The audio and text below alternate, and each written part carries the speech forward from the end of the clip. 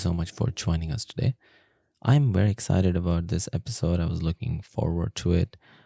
Today we have Eric Wong and Jonathan Roots for this podcast. John is a senior lecturer in film studies at School of Design in University of Greenwich. I'm always fascinated to hear what John has to say around cinema and the history of films. Particularly, his research interests lie in Japanese cinema, transnational cinema, how films are received, genres within film and media, how the films are distributed, what does it mean to have various different distribution channels. He's interested in Japanese anime, subtitling, dubbing. I mean, all in all, someone who really understands a lot about film. So if you're a film lover, you would truly appreciate having a conversation with John. Now, our second guest is Eric Wong.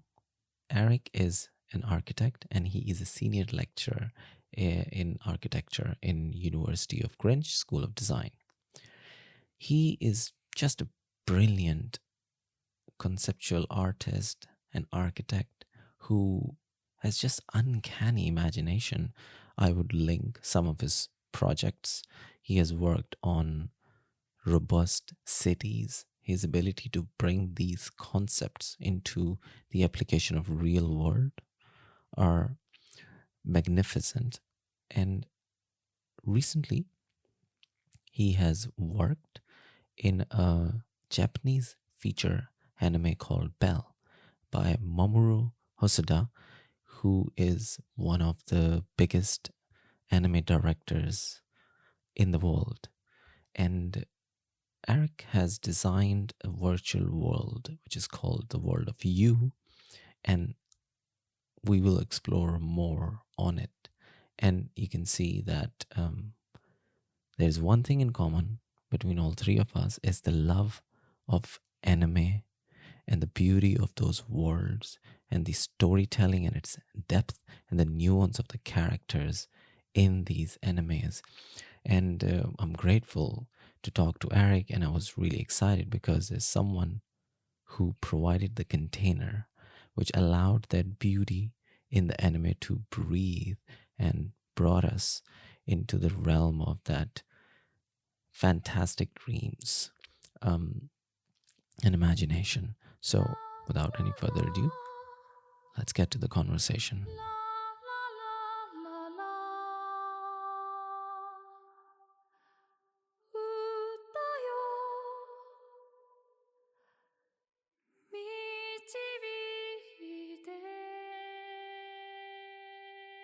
Eric, thank you so much for joining us, and John, thank you so much for coming back. It's really nice to have you here. I was looking forward to this conversation.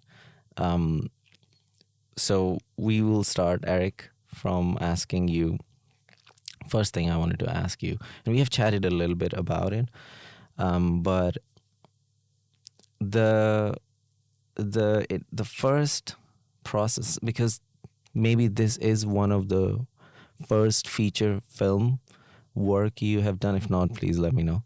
But what was the introduction like to that process, and what was your emotions around it? I mean, if we can start from there, and you can introduce also who you were working with, what is the film about. I think it would be better if it comes from your mouth. So I practice as an architect and I teach as well. But the opportunity for it just came through once in my junk email one day, which was absolutely crazy. And the opportunity was actually to do concept art. And at that point, they didn't say who it was for, but there was just a short abstract with a few sentences outlining what the concept art should be or should be about. And in that month, I would produce that pack in preparation for it. And then after that month, I sent through the pack, and then they got back to me and they said, we really enjoyed your concept art pack. this work is actually for a new animated feature film. It's called, at the time it was called Love Song, but it's now known as Belle, and it's for director Mamoru Hosoda's new film and Studio Chizu. So at the time I was like, no way. What? I was doing this concept art pack for this. So it was a really exciting moment, really exciting time. And then from there on out, they said the director would really like to work with you. He personally found you on the internet, and you'd be meeting him every week. And then the rest was history, I guess. John, do you have some comment around? No, I just think, well, it's always a fascinating story to hear. I've heard it a few times. Eric's talked about it a couple of times at the university already. He gave one of the guest lecture spots, I think, back in term 1. And I asked you, thanks again for doing this, for coming along to one of my cinema and space classes back in January and talking to the students, because that module covers the representation of space in films and TV in a variety of different ways. And when I heard that Eric, had designed some of the spaces in an animated film, I'm like, well, that fits right in with the themes of the module. So I appreciated it a lot. The students did as well. Those that turned up that day, they said thank you to me, and I think to you as well after that day. So yeah, it's just a fascinating story to hear. And, there's still so much excitement about Belle at the moment. I'll mention this now. I mentioned this earlier to Raza, and I'll do this before I forget. But it's still being shown at cinemas. I think there's going to be a Blu-ray release. It might have been pushed back. I think it's been pushed back to May in the UK, but it is going to still show at cinemas. The BFI actually have an anime season on at the moment. So Belle's going to be showing again, surprise, surprise, this time at the BFI IMAX. I think that's 25th of April, but do check on if you're listening to this, do check on the BFI website about their anime season, because there's loads of great anime films being shown, lots of other Hosoda films too. You can find out what the tickets for Belle are as well.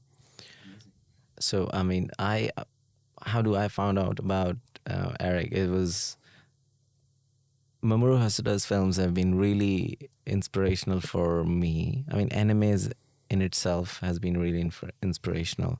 So, Wolf Children, I saw it first time when I was moving here in London. So this was a really strong memory. And then virtual reality, personally myself, was very important for me. And then Mamoru's films are about VR, virtual realities, and internet. Summer Wars. Yeah. And then I booked the tickets for Bella, and I'm going to watch this film, and I got an email from John saying that, Eric did a VR design, and it just was fantastic that how these kind of two inspirational worlds suddenly came so close. So how was your interest or your history around the animes itself? Like, did you grow up watching animes? Were you interested in it? Or how you get into the watching animes? And also, did you watch Mamoru's film before? Or like really interested in the films? Or did you then go back and watch them? So yeah, I definitely grew up watching anime. I really enjoyed it. I guess when I was younger, it was quite a niche thing, and now it's so much more accessible, and people appreciate it a lot more, which is amazing to see. And I just grew up watching a plethora of animes, loads, and it's definitely influenced my work, especially in architecture school. I'd learn and borrow from the way they animate and illustrate certain moments, whether it's the intangible or whether it's certain amazing speculative worlds. I really enjoy speculative architecture and pushing the what-if questions. And and yeah, I definitely watched Mamoru Hosoda's films growing up, from Digimon in the early year 2000s to the Summer Wars in 2009. Wolf Children, one of my favorites as well. And he's just an amazing director. The way he addresses family issues, coming of age, touches on emotions, humor, action, laughter, the way he cuts the scenes. It's just amazing. I'm just thankful to have the opportunity to work with him, and to also learn from him as well. So it's been a crazy journey. I did wanted to ask you about the Summer Wars and Belle is about VR world, and the architecture is different in both of them. Was there a conversation around the comparison of these two architectures? And that film was nearly 10 years ago, and it was representing internet. And this is also somehow a representation of an evolution of the internet. Were there comparisons around it, like this conversation, that why it has changed? And did you also look back and took the references, and how did that process work?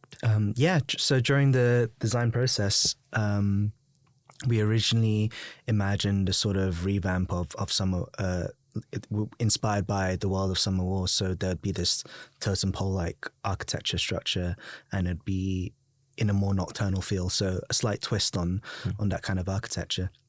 But as we developed it, Director Mamoru Hosoda, he spoke about the internet. What is it now? And he spoke about how he wrote Belle based on, what does it feel like for his children growing up in this day and age in the internet. Back then, if you look at some wars, he said, it was a really white space. It was a kind of a blank canvas. So it was very much a frontier because the internet was very new at the time. Whereas now it's quite a convoluted space. It's quite busy. And what does that mean? Is it dangerous? Is it positive? And he wanted to shine a positive light on it. So we revisited it a few times, and then came to what we see the world of you is now. And the architectural design, the quality of the architectural design, is this your work generally inspired in this kind of straight lines and skyscrapers, or was it just part of the conversation and then that's how you came to this internal world? So what I really enjoyed about this process was it started from an abstract, then it went to a script, and within the script there was really interesting keywords like an omnidirectional cityscape, geometrically lit skyscrapers, and so on and so forth. So I kind of took those words and pushed it to see what it could be, and we develop it week on week, and then that's how it came about. Yeah, John.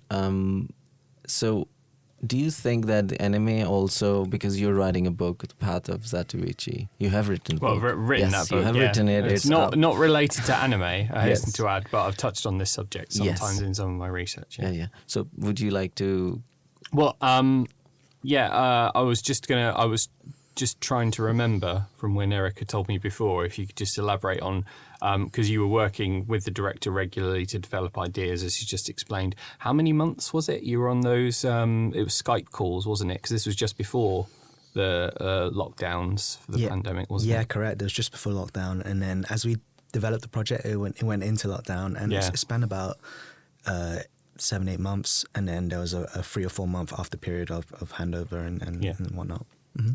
Right, so it's a long time for that, which kind of clicks with what I've heard other production stories of how long it can take to make an animated film or an animated project like that. And it's just fascinating also with Belle that it wasn't just Hosoda reaching out to you in the UK to get input on this production. Exactly. Because I think it was first yourself that told me that actually they were getting on board creative talents, for want of putting it I think there's a best way to put it, creative talents from all over the world. Because I didn't realise until you told me, one of the Disney designers. Jin Kim was involved for Exactly. the character design.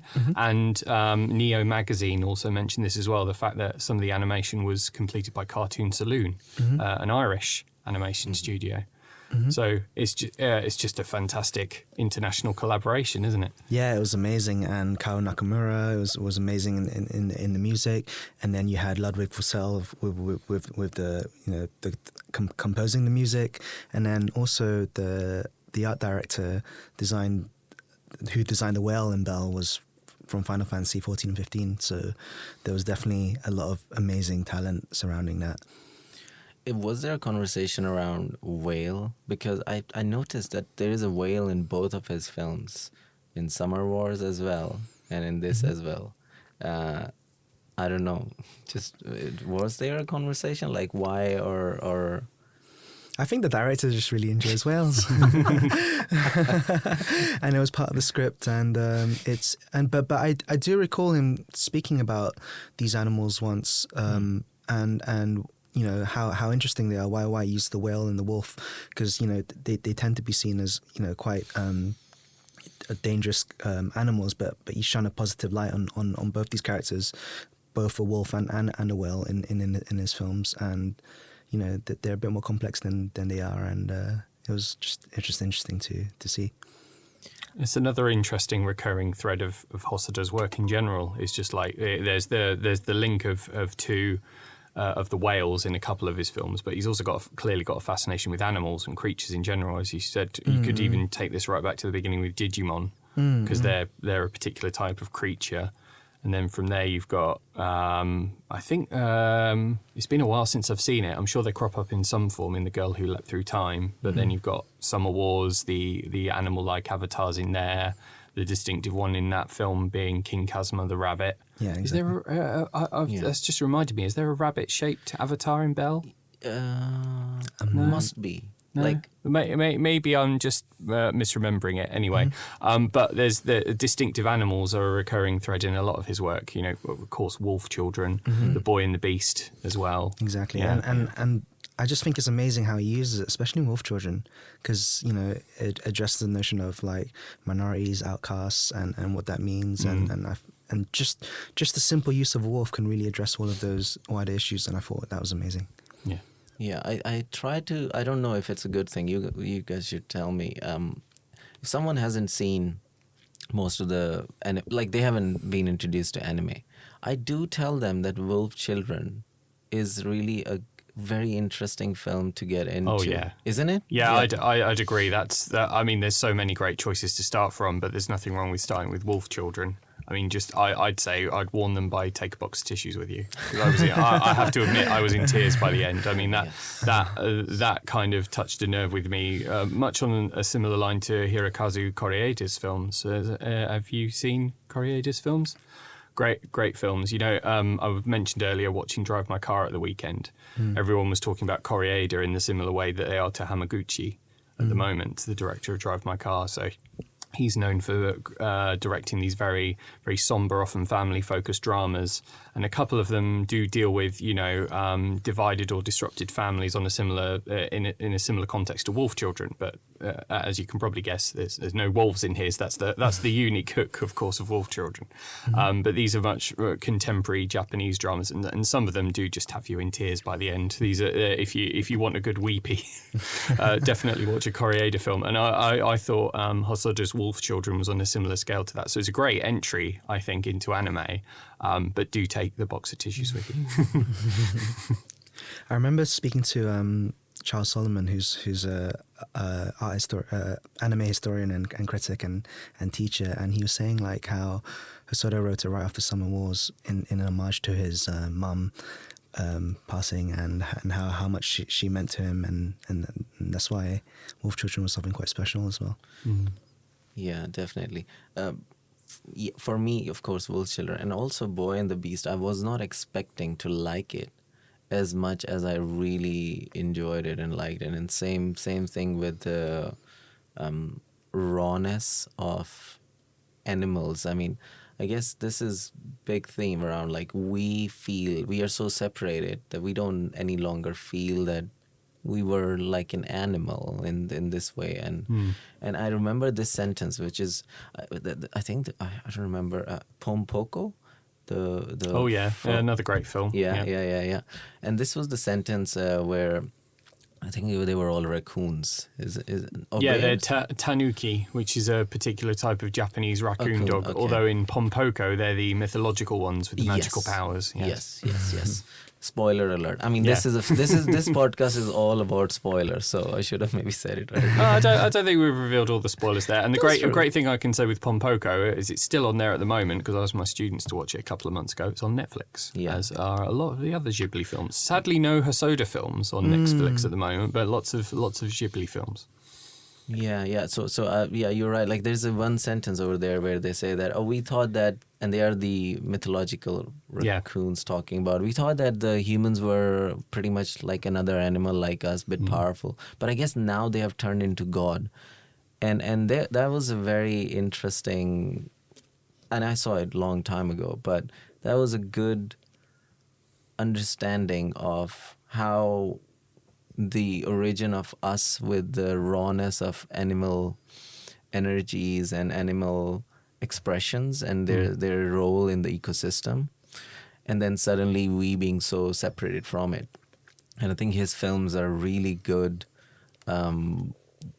lens into trying to understand that connection and rawness, and then that nuance which comes with it.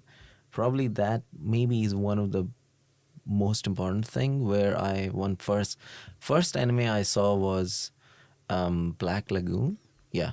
Oh really? Yeah. Weirdly. I've only just got around to seeing that recently myself. Oh, yeah, it's good. Oh, it's good, my goodness. Eric, have you? No. This is a very different film to Belle, though. Well, it's not even a film, is it? It's a series. Yeah. If you're into your guns and bloody violence, most definitely, that's what that's all about. But it was an action, and I was like, okay, the best part about it was the nuance of the characters and the storytelling in anime. That's what got me into the anime. The maturity of the storytelling and the exploration of the storyline, which sometimes from someone who's not been watching anime, it seems really non-linear, because everything is sometimes feels unexpected. That was my point of view.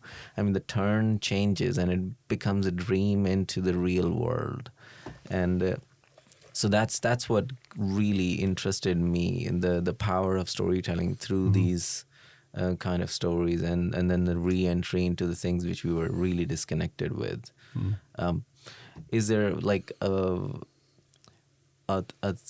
something which is close to you, like which you think that anime brings to your life, or would you think that what attracted you the most about it? It's interesting that you mention. I'll be interested to hear this from Eric at the moment. You mentioned that one of the first anime you saw was Black Lagoon. That's a hell of a starting point for anime. I just want to say that now. I'm trying to remember what the first anime I saw. I'm trying to remember if I saw something beyond the Pokemon series when I was younger on TV. So I remember that growing up. And Digimon was at a similar time. I know Hosoda directed the film, but I think the series was quite popular at the same time as one of the Pokemon series. I know because there have been loads. Absolutely massive franchise that. So it might have been Pokemon first, or maybe the first one where I had that similar reaction that you talked about, Raza, was probably Akira when I was like 16, 17. Yeah. That's the first anime feature film I remember watching, in my teenage years and having a big impact on me. Yeah, I'm not sure I can pinpoint exactly which one it is. I feel like it's all a blur unless I really sit down and reflect on it and go, which one was it? But, should have brought a hypnotist. But yeah, Pokemon was definitely part of it. Akira and a few others back when I was younger. And yeah, I'm not sure which one it was. I'll have a think about it and get back to you. Yeah, no, I mean, was it like just, maybe not pinpointing like one anime, but what is one of the most closest thing around animes, do you think? It could be any kind of abstract emotion if you want to, if it comes. I'm just pushing it once to get something out of Eric. I just think anime as a medium, it's just such an unbounded medium, and that's what makes it so special as well. That you can draw anything and everything, and it could really feel cohesive once you make that amazing environment of sorts, and the characters are interesting, and it just didn't feel like it just felt like something quite special at the moment when I was younger, and something I found accessible as well when I was a lot younger, and even now. But yeah. So I've got something I wanted to throw in just to see if I could get you two talking, because you might have similar ideas, especially because or interests, especially because of your work on Belle, Eric. Because you've spoken to me a few times, Raza, about your interest in like digital worlds, forms of communication, technology. And I apologise, I forget exactly what your you're researching a PhD at the moment, aren't you? Yes. What's your PhD topic? So it is about finding better ways of enhancing human learning capacity. Yeah, so, and you've often spoken to me how you love science fiction as well, and Belle kind of gets into that. It's clearly set in the near future with this social media, and you've told me before it touches on interests touches on areas you're really interested in, such as digital forms of communication and how that's evolving. And clearly this is a big part of Belle. So I was wondering if, Raza can discuss more about his interests, but also, how much of these sorts of things, was it purely on aesthetics that Hosoda was asking you to design the virtual world of you within Belle?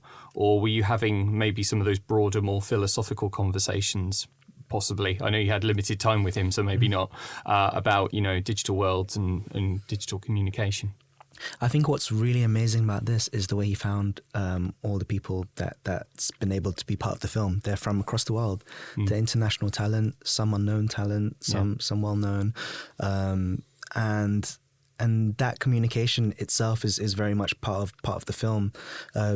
The fact that we communicated online for predominantly most of the work, the producer was also the translator at the time, and there's also a time difference, and then he'd be working across the clock with many other people around the world, and just how we use different mediums from Skype to Zoom to, I think that's all part of the film, like being able to positively communicate around the world and still make the film happen.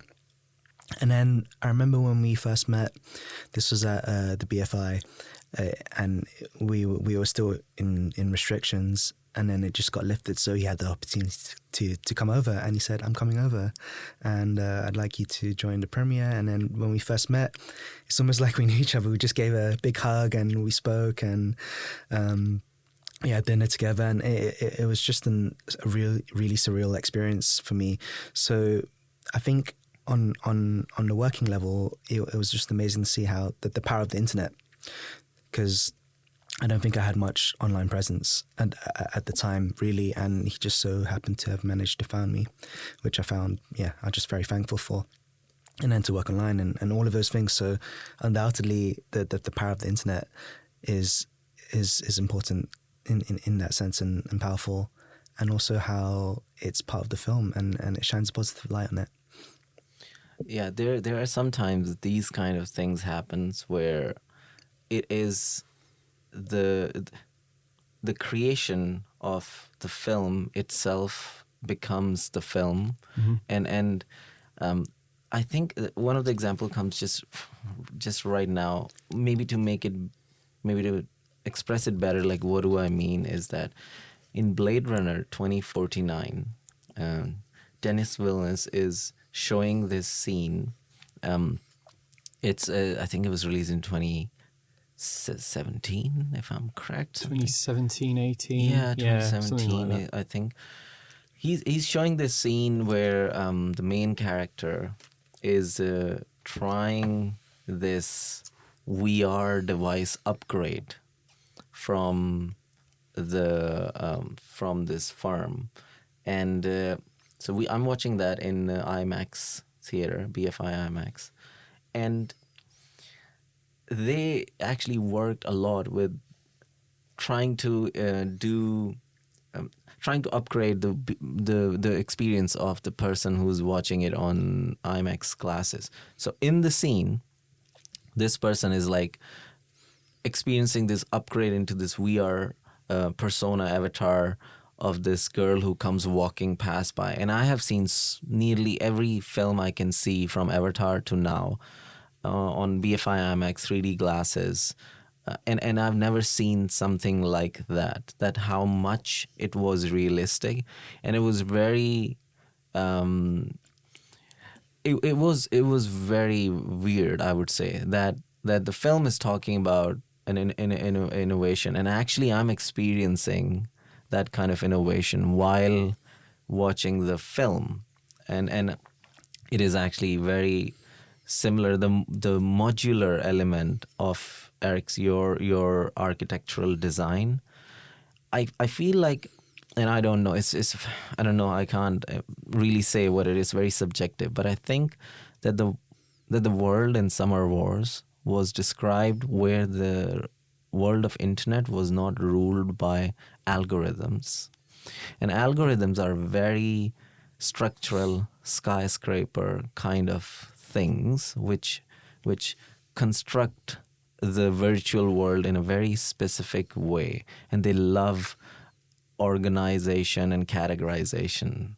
And like, for some reason it felt like that he also feels it, that now the world of the internet is governed by algorithms, and to represent them in a physical form is like a, in my mind, this is what was going on between these two different. They are still modular, they are still granular, but there's a very specific straight line categorization going on, and how he met all of you become like a part of a film, and yeah, that's what was really exciting about it, and now having a conversation with you about that. Yeah, I think the internet's become quite a complex space as well. So it is really about, like, you know, pushing the both the dangers and wonders of the internet world. And actually, speaking on innovation and speculation, it's amazing because we started the film in. I got the email in late 2019, just before the pandemic really hit, and then the pandemic happened. So, and then right after the pandemic, you know, the metaverse became quite a massive theme. So you can see these overlaps of these somewhat untimely situations, but also timely in the same time, that it's quite relevant to the sort of themes he's addressing. And it's about speculating the what if, and he did that through that film, that, you know, like through the avatars communicating online, it became so much more meaningful upon its release as well. So it's just amazing to see how it happened all before all of these events as well. Fascinating. I actually must correct. I think it was this I will come back to the structure about the deep structures of internet and VR, and how the communication is working with humans. I think I might have seen the first anime was Ghost in the Shell, actually. Okay. But I didn't really thought of it as anime. And I have seen Akira and Paprika.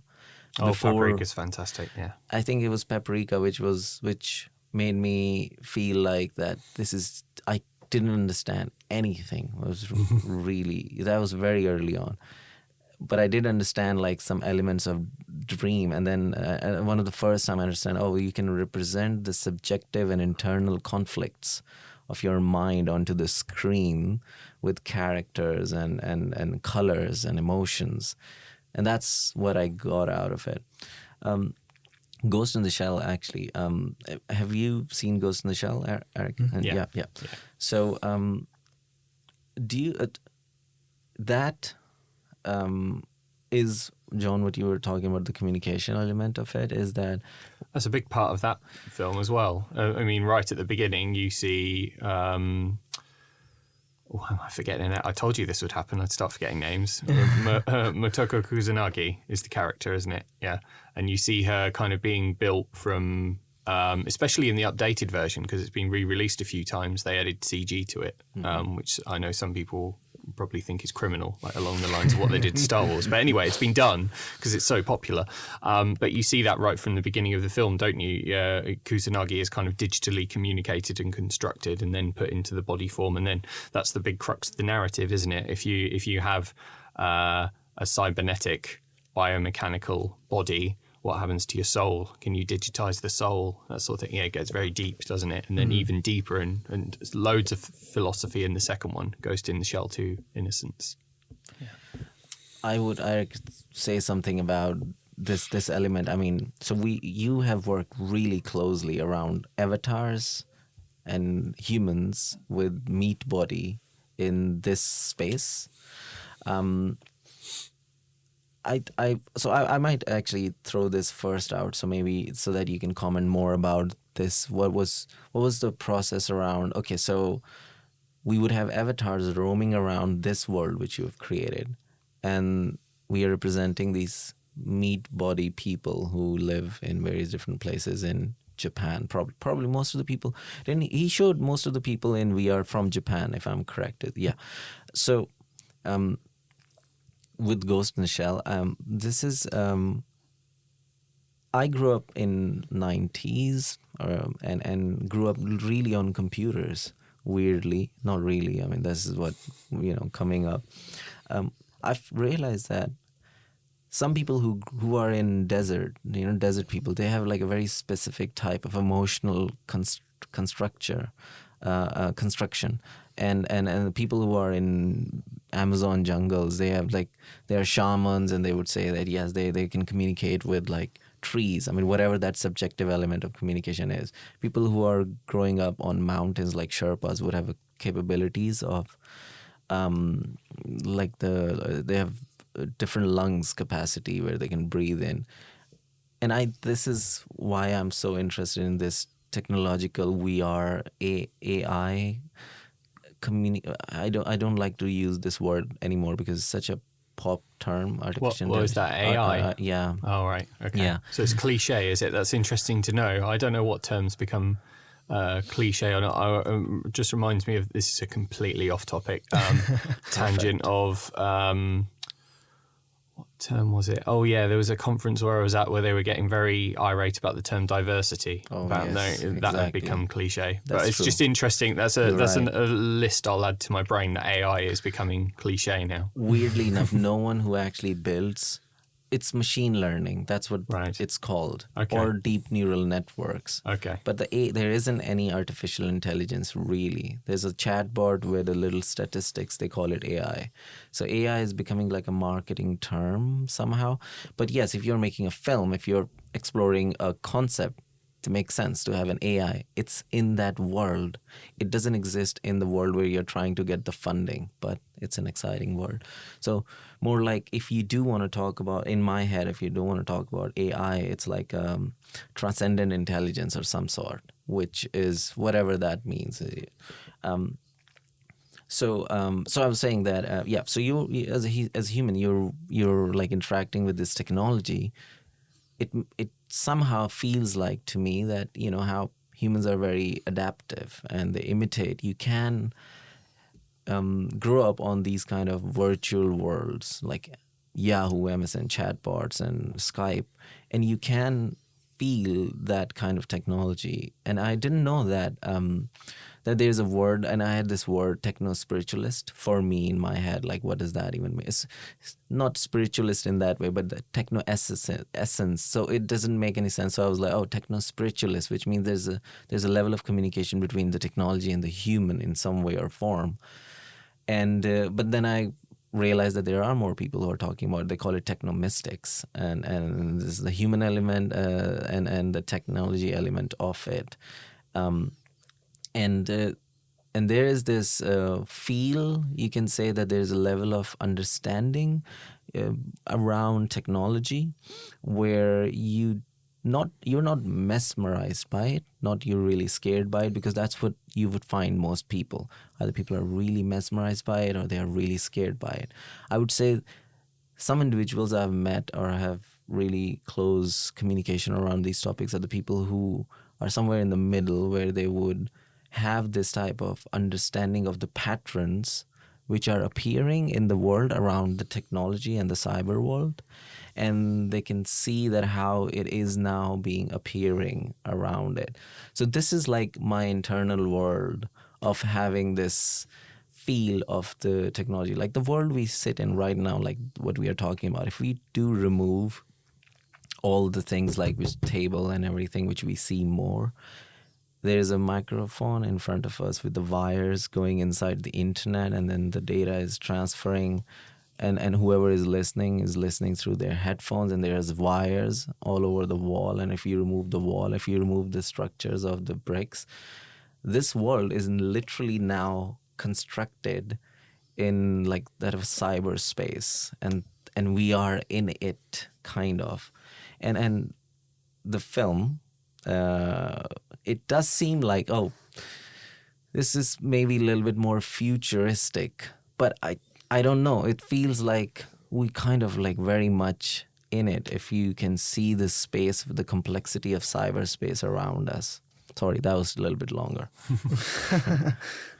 Eric. So the original comment I wanted to say that the process around like the human and the interaction of the VR world. Mm-hmm. Like, what were the conversations around that element? Because that's a very crucial part of the communication. Mm-hmm. I understand that the director and his team did a lot of research on in the real world to really get the setting correct, as he does with many of his films, even with the Hannah's house back in Wolf Children, and even the amazingly designed house by actually an architect in Mirai as well, was also very beautiful, how it steps and how there's always a visual interest for the kid to always see the mother and to feel like he's climbing and traveling through the house. So there's a lot of effort and research and details put into the real world, even from just the bedroom of Suzu or the bedroom of any other characters in his film. They're very specific, and it's really telling of the characters. So I think those real world settings are really important for his film, and to make it feel real, to then make something like the virtual world feel very spectacular and interesting. So having that clear difference is also helpful to differentiate the two. And there's also key moments throughout the film where Suzu's always walking past a river that reminds her of her mother, and it becomes a really key scene through and through. And also, it's also reminiscent of that single line that you see in You as it goes into the vast world, because that single line is very reminiscent of and metaphorical of the river she also passes through in the real world. So in that sense, I think that, you know, that they both hold a sort of equal amount of weight in some way, shape or form. And just amazing, because people all come from different backgrounds, have different cultures and histories, and the fact that they can bring that in through the avatars as well, into this sort of universal space, because the avatars are meant to represent your true self. So I think people can also inject their own personalities and identities into this space. And also within the virtual world of you also have, despite these hard modular skyscrapers, you have a very common space, a gathering hub with greenery and life. So it's all about these small interjections along this sort of complex world. So I think in that sense, it's nice to see the difference between the real and the virtual. And I remember designing the app design for the interface entering the world of You. And I came across, I was designing a few options, whether you swipe in a very interesting way or you use different icons, but we stayed quite true to what a real phone looks like, because we wanted the real world to feel as real as possible, so that when you enter the virtual world, it's something quite special. Yeah, fascinating to hear about. And going back to Raza's point, I mean, this also relates to, of course, what we're talking about today. It was interesting that part that you mentioned, that this film is presented as being in the near future, but actually how close is it in terms of how we interact with the virtual world and make sense of it? And it seems to me, going from what you said with all the comments that you're making, that what is still in the future is how we interact with that space. It was also interesting going back to an even earlier comment. I hadn't even thought about it this way, but it does make sense. I didn't realize that algorithms could be visually seen as like skyscrapers, monolithic skyscrapers in the digital world, which I think is interesting for a variety of reasons for how virtual spaces have been portrayed in science fiction media that I'm familiar with. But I won't go on about that yet. But what I wanted to mention first of all was maybe what is futuristic is the way we interact with that virtual world, because if I remember rightly in Belle, it's just a case of, doing this through your phone, but also do they have an earpiece or something that they hook up to, and that's how she's able to sing in the virtual world as well as in the real world. So that seems to be what's futuristic, is that interfacing technology, because I don't think we're quite there yet. We're just with the phones, the laptops. We need all those wires still that Raza mentioned, and the tables to set this up and interact in. We need all that stuff around it to be able to enter into that world. And what's futuristic is those interfaces, although that's been represented in an interesting number of ways in science fiction media before. Like the earpiece thing got me thinking of Black Mirror, interestingly enough, which is much more negative, kind of darker dystopian way of looking at virtual worlds and interactive technologies, where they constantly have earpieces on their necks or around their ears, and then all of a sudden they're interacting with a virtual world, or a digital avatar is accidentally created without them realizing in some of those episodes. Interesting. Especially like when you look back on Summer Wars, if you look at one of the later scenes where they're carrying these massive ice blocks over just to cool these giant computers and all the wires around it. So. Yeah, how technology has moved on. Although one of my colleagues, you'll know, Ghislaine, said she was complaining a week or so ago about a laptop still overheating on her desk in front of her. So maybe she did need an ice block. I don't know. Yeah, I love the interface, actually. I love the process of how the synchronization happens and the representation of the face, and that element of how it was so subtle, but it was beautiful. Like, you can just put someone else's picture, and I think she chose someone else's picture and two pictures to create her avatar, if I'm correct. And that's the element. I mean, about like the that has always been going on, but it hasn't really come to mainstream. Is that fully becoming your avatars, like kind of an alter ego version of, and I loved the element of the synchronization. I feel like that is possible. I actually remember an interviewer asking me, what if you were in the world of you, what would your avatar be?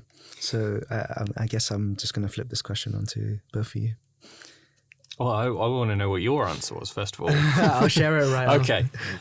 What would my avatar be? Because, It's interesting. Would I go along animal lines, along Hosoda? Because I imagine if Hosoda was asked this question, it would definitely be an animal. Yeah. The amount of times he's put animals on screen. Would I go along animal lines or something else entirely? You must have thought about this, Raza.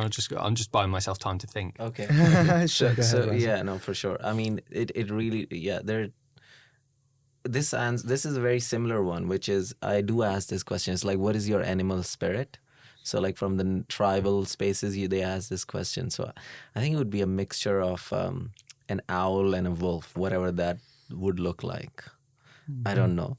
If they think no animals, like just make it a bit more creative and humanoid-ish, then it would definitely be a cyborg kind of a character. Might be mixed with one animal limb or something, just to make it like very anime style. Eric. So in discussion about this question, he said, he goes, actually, Eric, I think your avatar is somewhere close to the moon, somewhere close to the world of you near the moon. And I thought that was a really interesting comment and take on it. And I think what's interesting about the world of you is that even though it's very hard, solid lines, there's also a moment of delicacy and tranquil amongst the environment, which is that clean equator line, that U-shaped moon, the crescent-shaped moon that represents the world of you, but it's also the light source and the fact that the moon in you is representative of everyone. So to be near the moon is also quite interesting, and I was like, oh, I guess it's probably why I probably need more sleep. It comes with the higher education world, I'm afraid, Eric. I know you've only entered it very recently, but that's how I feel a lot of the time. And especially when working on you, I was actually practicing as an architect full time. So I was working around the clock, my 9 to 6, 7, 8 job, 2-hour travel there and back, getting up early, and then doing this work after hours, after work, in the late evenings into early morning, having early morning meetings. So it was quite a rigorous few months. But yeah, that's what he said, an avatar near the moon. Wow, fascinating. Yeah, I forgot, again, you told me that story, how you were working around the clock when you were working on Belle. So yeah, you're already hardened to the academia lifestyle of not getting much sleep, so you're well trained for that. I guess from the way that people have talked about me in the past and things like that, I'm guessing my avatar would be, although talking about sleep then reminds me of when I saw the film Zootropolis. I identified a lot with the sloths in that film. But I guess the impression that I leave on people and how I've heard them speak about me, I guess I'd be a giraffe. Oh. Quite tall. And also, people always go on about it. Well, it's true because I do enjoy food. Well, just imagine the giraffes. They're always sitting there munching the leaves at the top of the trees. So yeah, I'm like, yeah, that's probably me. Yeah. So you're the tranquilizer of the scenery. I'm the tranquil giraffe in the background. If I got a hold of this U app, they might pair me up with a giraffe. I don't know. We'll have to wait and see on that one when it happens. Eric, you mentioned about the process of actually building the world of you. Mm-hmm. What is your subjective process of drawing? I mean, you use music, lights, you want to walk. How do you get into the flow or zone? How, whatever that place is? I think it's about hitting the keywords to really encapsulate the concept of the world. So it really depends on the clear starting point in some way, and also what sort of clues I can borrow. Undoubtedly, it's always borrowing from history, culture, references, art, anything around that if in my presentations to him, I always start with a few research images of what I think those words mean to me. And then it will develop from there. And also I enjoy this modularization of working with these elements that could become a vast world as well. So I think it really depends.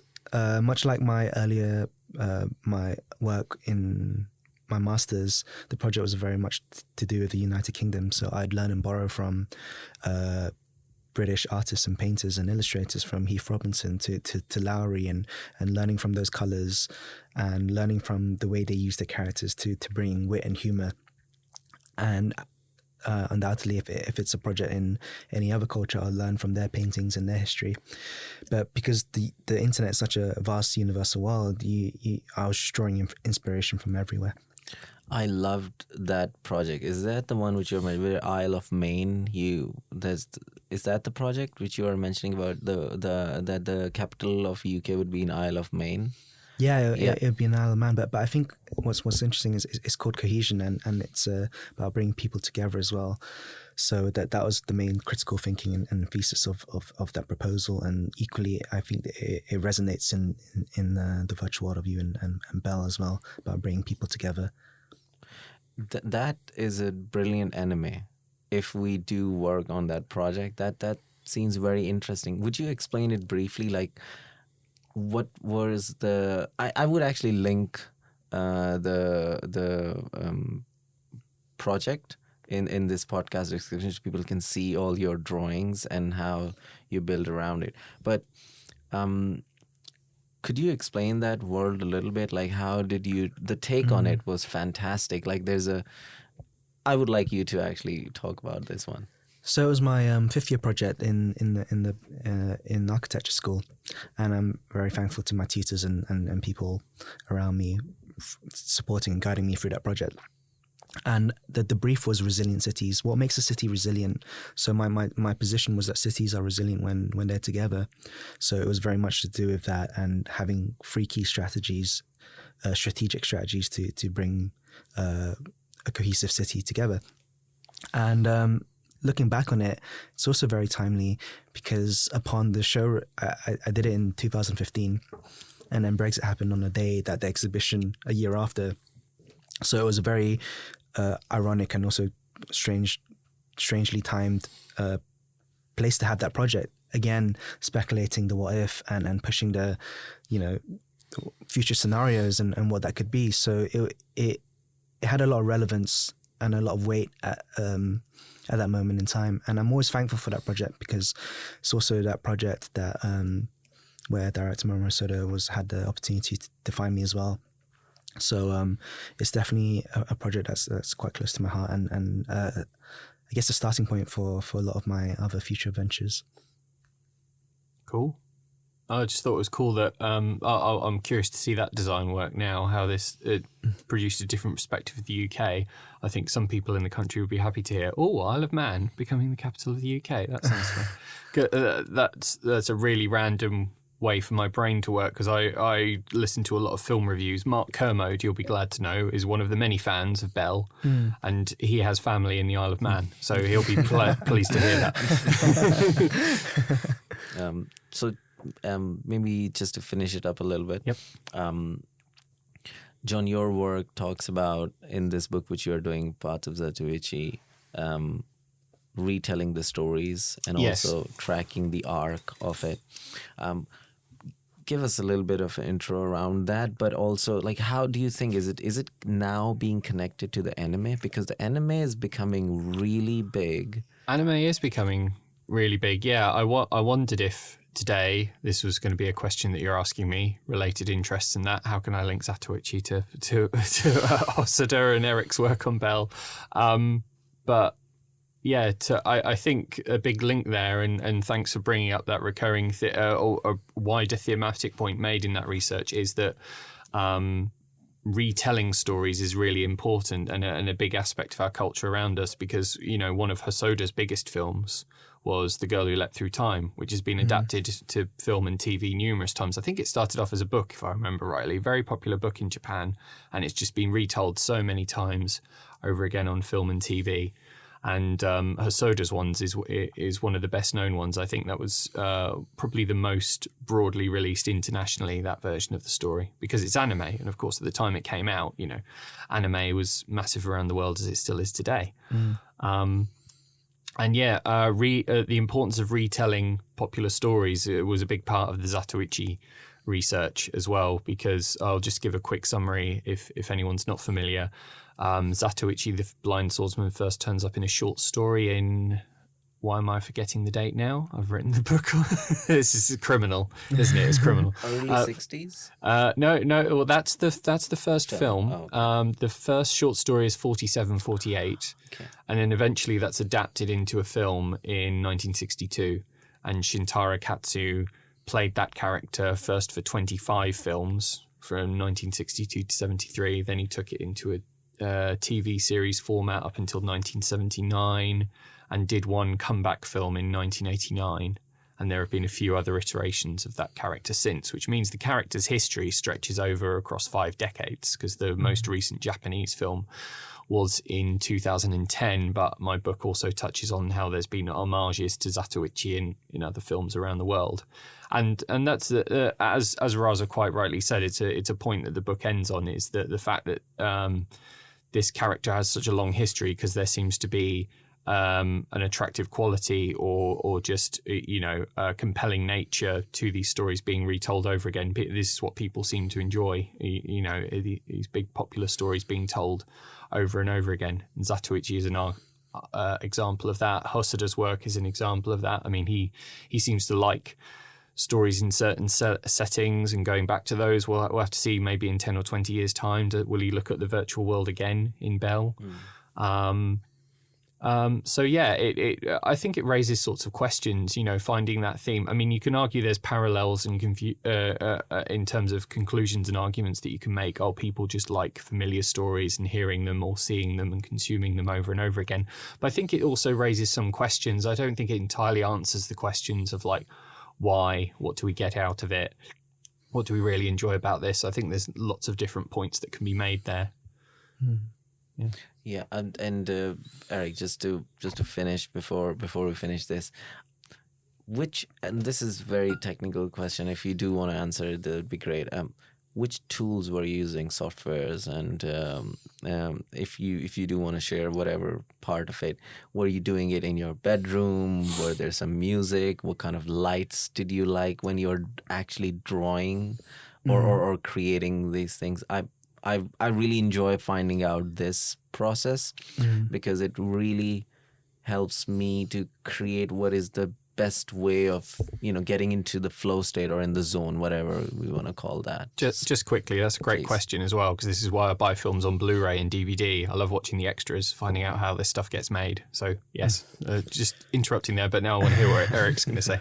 Yeah, a lot of people ask me this question, but it's quite low tech. It's predominantly a CAD-based program called MicroStation, which is similar to any other AutoCAD architectural or line-based program for 3D modeling, but it's quite old school. I was just using it purely because it's something I've used when I was younger. It's something I was confident in using, and it was efficient in fairly using in the time frame that I had. And actually what's really great about it is that it exports lines really well, despite how dense it could get, even though it's quite a fairly old program. So that definitely helped with my workflow. And then the rest is just Photoshop magic all the way through. So those were the two main programs used. And initially, most of it was in my bedroom because it was into lockdown and no people around, just my bedroom, my computer. It was, that was it. Quite low tech. One, just me going through it week after week. Did you mention in one of your previous talks, though, at the architect office you were in at the time, did you sometimes go in and use their computers when needed? So at the beginning, before lockdown, so there was maybe a 1 month period where I was able to do it because that was we started in late 2019 and then we went into lockdown, Christmas and then lockdown. So I did use that initially, and then I just sign into every computer and just render on every computer when all my friends would leave. But and then the most of it afterwards was just in my bedroom. Right. We should mark those computers because at some point we would have a little sticker, the computer used for making VR. Well, those would be where you were working at the time. They're not these ones at the university, are they? Yeah, no. Oh, yes, okay. Exactly. I mean, what you'll probably find out now with the computers here in the building is that students try to do that and they don't always get away with it. Yeah, I think you were lucky, Eric. When you did. Exactly. I'll probably get in trouble.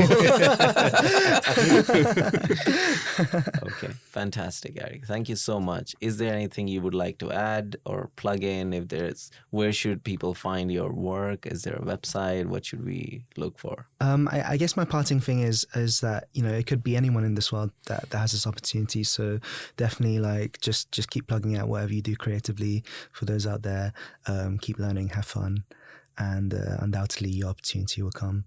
And I think that the plug is probably just my Instagram at Eric_Wong_folio. I will add that, John. Do you want to talk about a book or?